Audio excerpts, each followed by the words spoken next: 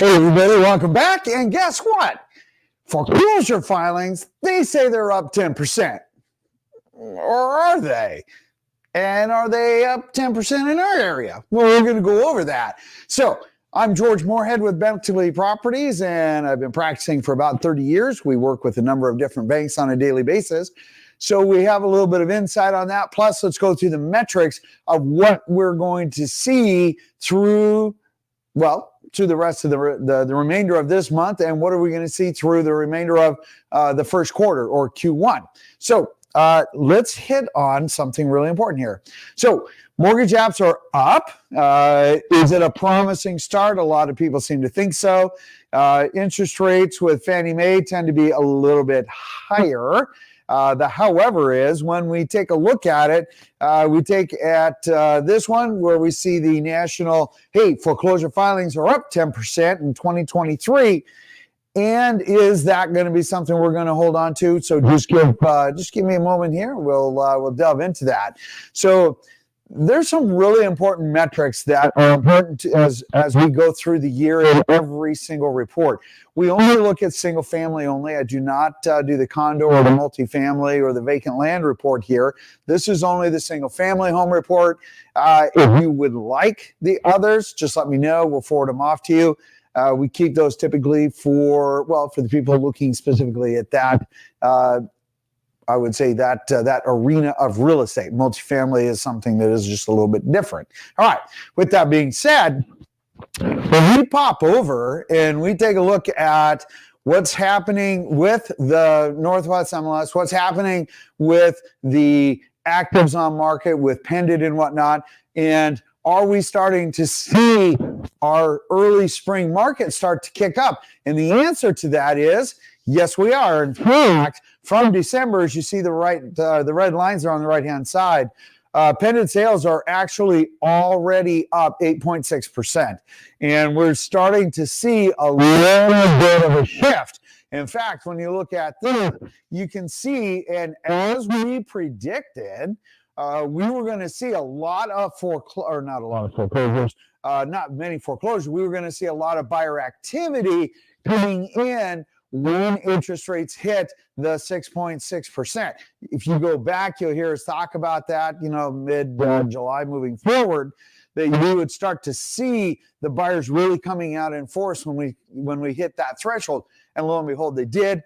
It is very consistent of what we are seeing here. In fact, when we come back and we take a look at this, if we come in and take a look at some reporting from the Washington and Seattle real estate market. Okay, so as we look at the Emily's report here from January 9th, you can see here again that we're seeing the interest rate as a big motivator because it dropped from 7.1% in November down to 6.61% in December. So we saw a lot of activity, as you've seen in the chart. Now, when we take a look at it, we also can see that active inventory decreased month over month while home prices edged up actually 5% year over year. CoreLogic is predicting 3.5% through 2024. We're saying it's probably going to be 4 or 5%. So we're right on target with what they're saying also. When we come down and we actually take a look at the median sales price, 16 out of the 26 counties in Washington state went up, with San Juan, King County, and Snohomish County being the front runners on, as far as the higher income and higher, I shouldn't say income necessarily, but higher appreciation from median sales price. Yes, we're down 11% year over year as far as actual closings. The however is that is also consistent and parallel to the fewer number of homes coming on market. So when we take a look at the University of Washington, Mason Verant with the Washington Center of Real Estate Research, he says inventory levels continue to be low as current owners with low mortgage rates remain reluctant to sell. Now, that's a given. Here's the however. The housing market actually went down in December, which was at 1.9%.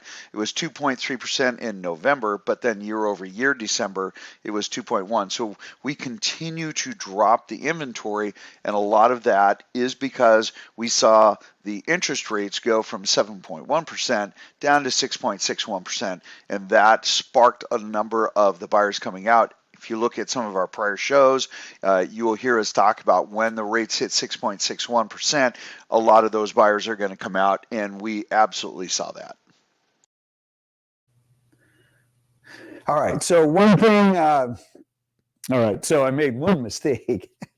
At the bottom, it wasn't 1.9 or 1.9% or 2.3%, was 1.9 months of inventory and 2.3 months of inventory. And then, of course, November or last year, December was 2.1 months of inventory. So we've continued to draw down that inventory. Even when we take a look at our new construction, when we pop over here, take a look at this. So our new construction period are already up 25%. It's super interesting. When you take a look at this video right here, I did a quick shoot video just to give you a chart. Here's the thing. We started off at 6.13%. We ended the year at 6.67%. You can see how the numbers actually came together so that when we are taking a look at all of the transition of new construction, when we started to see higher interest rates, we started seeing a gap, lower pricing and whatnot. As the lower interest rates came back into play, everything as far as pricing and whatnot also came back together again. Again, interest rates are holding probably the biggest difference out of all of the abilities to impact next to inventory itself. All right, moving on. So when we come back and we take a look at bank owned. Hey, listen, bank owned is super straightforward. It says, that, hey, we've got 35% increase in inventory rate. That answer is technically not accurate. Why? Because we have our wall of shame still. Different people this time, but still, technically, there's only 9 homes difference between the two, which is about 21%, which that shows you how small those numbers are. Hey, listen, if you want to talk about what's going to be a big deal, look, if you're living in New Jersey, if you're in Illinois, if you're in the Delaware, if you're in Maryland, Ohio, South Carolina, Florida, Connecticut, or even Louisiana, all right, then you would have a little bit higher foreclosure rate, but we're not seeing it here at all. In fact, again, we are one of the top sweet spots across the United States, and therefore they don't even discount REOs here. They do paper and vinyl, boom, they put it back on the market, they put it on at market value, and they get them sold. Why? Because we do not have enough inventory. Hands down. So what is one of the biggest contributors to this? Well, the biggest right now is going to be interest rates. So if you want super absolute awesome and accurate information, hey, make sure you subscribe, take a look at the channel, take a look at everything that we do. You'll see that our accuracy, well, it is absolutely off the chart, which leads me to the next video. When we take a look at Freddie Mac's financing at 6.6%, hey, listen, there's a video that we did and we update occasionally. The information is still the same. We just keep it more interest rate related. 5 questions you must ask when getting quoted mortgage loans with mortgage loan rates. Why? Super simple. Look, there's a lot of marketing that is out there to attract you. And some of it is, well, pretty compelling. But you have to look at the 5 different questions because then it roots out really what is it. We had a client that was like, oh my gosh, I can get like almost 5.5%. I said, sure. That's a $250,000 mortgage balance. You have to have a 780 credit score. You have to put down 50%. Who couldn't do that? Anyway, that's the thing that you have to pay attention when you're looking at it. Some of them are county by county specific. As an example, as we take a look at this chart, look at this. So on the left-hand side, this is for King County only. And of course, it's only accurate as of January 12th at 1:10 p.m. Central Time. But you can see the rates at 6.375. And then, of course, you see there's a cost. That's a discount point. That's a cost to get there. So they're buying down the rate, not uncommon, right? On the right-hand side, current rates, right, at 6.25. They're not giving their approximate cost, but you can extrapolate that out by what's the actual APR down below. And then, of course, last week was 6.375. So you can see that we've actually got a pretty good continuous path in a downward direction with mortgage rates. And that's why we're seeing a lot of people come down or come out, I should say, and start looking at homes. But here's the thing, right? Okay. Simple buy downs get you, the first buy down typically will get you a pretty good rate at a nominal cost.